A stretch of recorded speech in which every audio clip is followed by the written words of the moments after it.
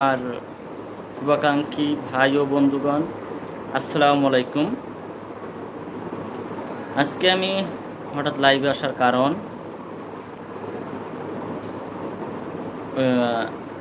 আমি ইউটিউবে নূতন এবং আমি আপনারা সবার সাপোর্ট চাই, ভালোবাসা চাই এবং আপনাদের পাশে থাকতে চাই।